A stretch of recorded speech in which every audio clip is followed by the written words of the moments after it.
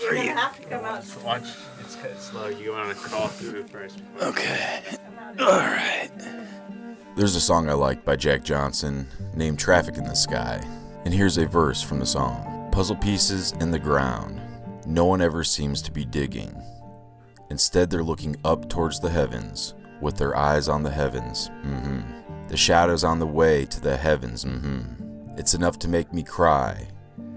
But that don't seem like it would make it feel better.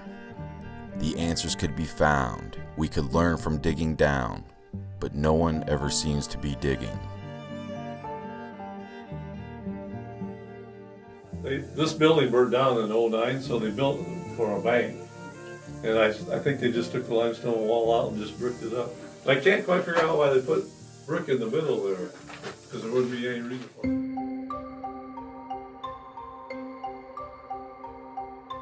Independence, Iowa was founded in 1847. The original town plat was a simple 9-block grid on the east side of the Wapsipinicon River.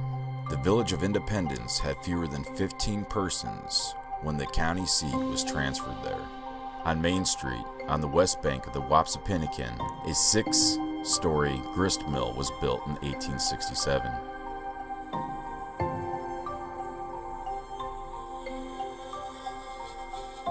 Some of its foundation stones were taken from that of an earlier mill, the New Haven Mill, built in 1854, that was used for wool processing. Prior to the incorporation of Independence in 1864, a short-lived neighboring village called New Haven had grown up on the west side of the river, hence the name New Haven Mill.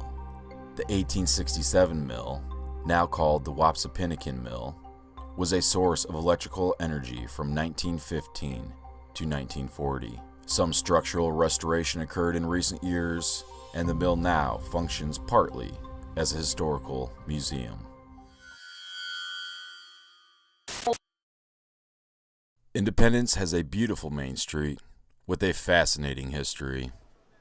Underneath the current storefronts is the previous main street, dating back to the 1840s to the 1860s, when the city's founding fathers decided to raise all the business buildings up because of frequent flooding downtown. What remains underneath can still be viewed during special underground tours. Thank you for coming. Yeah, it's interesting. Where did they even advertise this at? Where did they advertise it? On the sign. We Word of You just mouth. saw it on the sign? No, word of mouth. Oh, word of mouth. Oh, I think they put it in some of the area newspapers.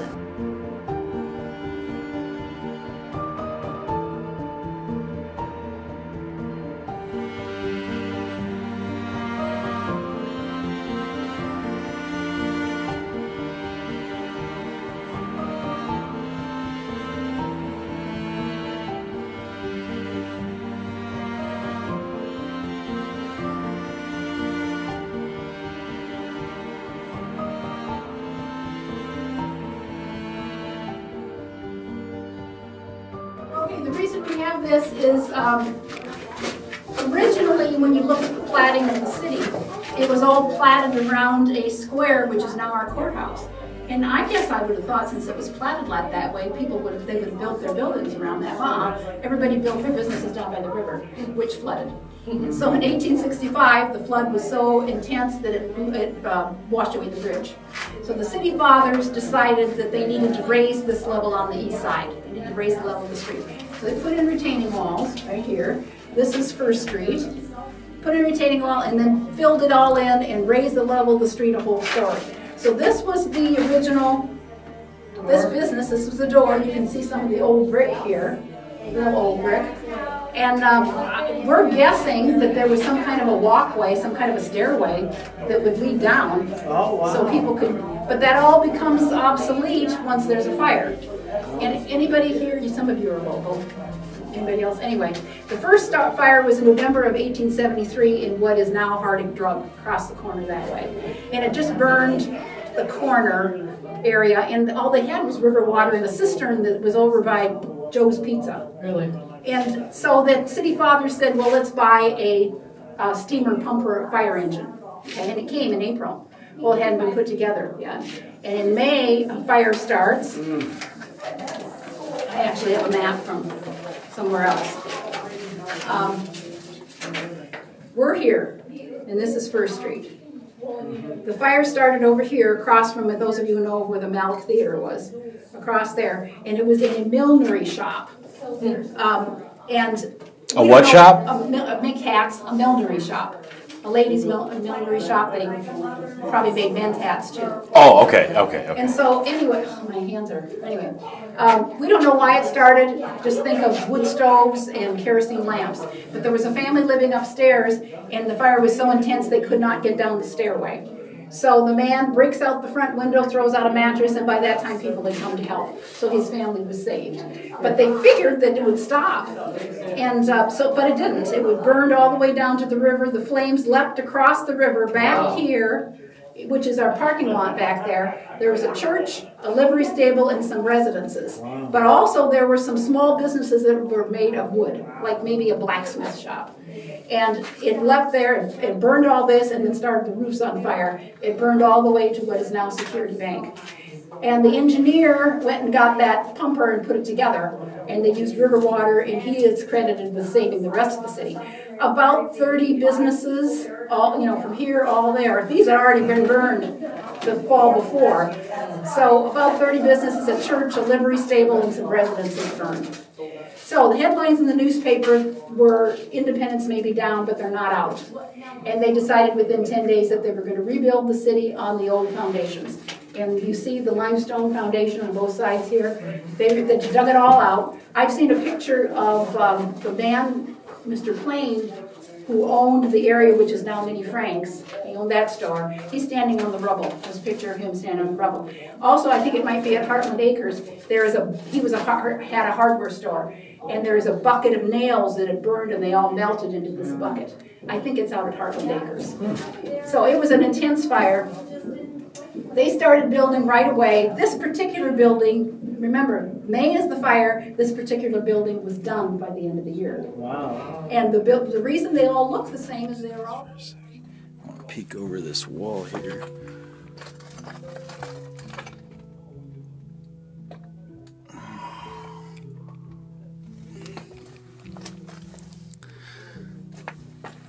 So we are under the sidewalk.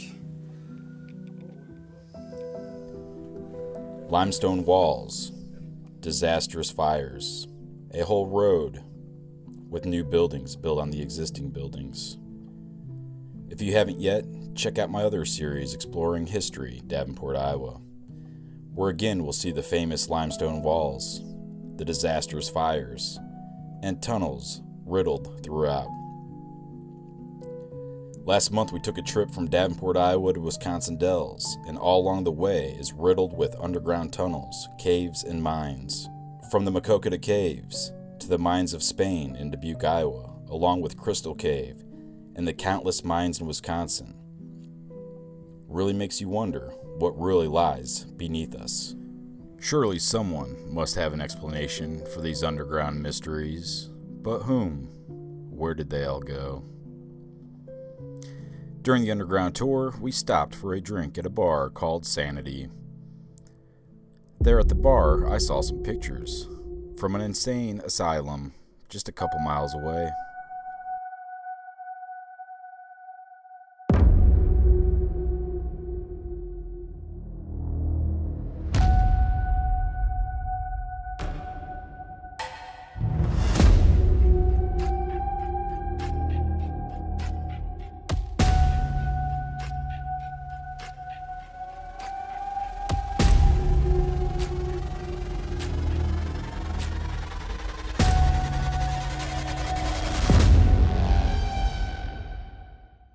The hospital's many names include the Independence Lunatic Asylum, the Independence State Asylum, the Independence Asylum for the Insane, and the Iowa State Hospital for the Insane, and the Independence Mental Health Institute. There is also a labyrinth of tunnels which connect every building. Like most asylums of its time, it has a gruesome and dark history. Remnants of this are the graveyard, the hydrotherapy tubs, and lobotomy equipment.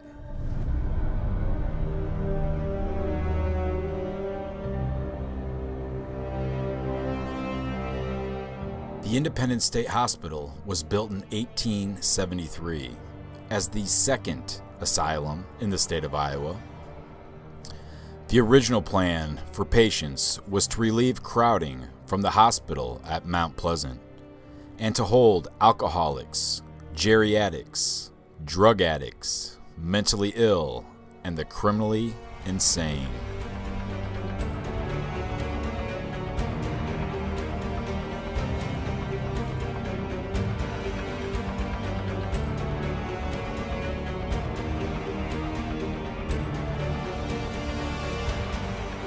The asylum was huge and totally self-contained, needing nothing from the outside world. And yes, it even had its own fire department, still in service today.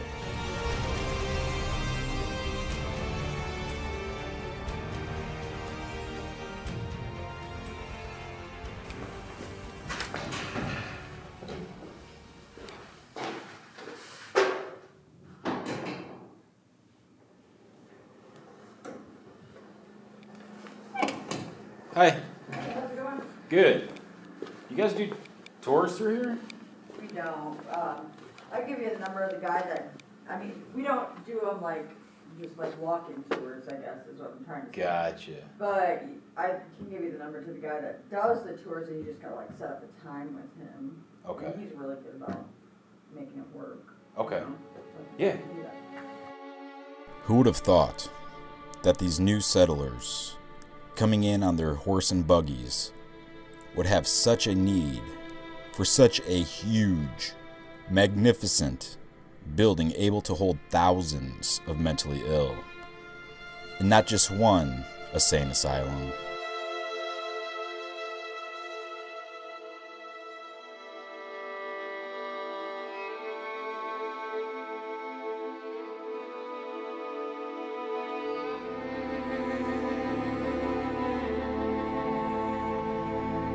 You better stop that crazy talk, Johnny. It never happened.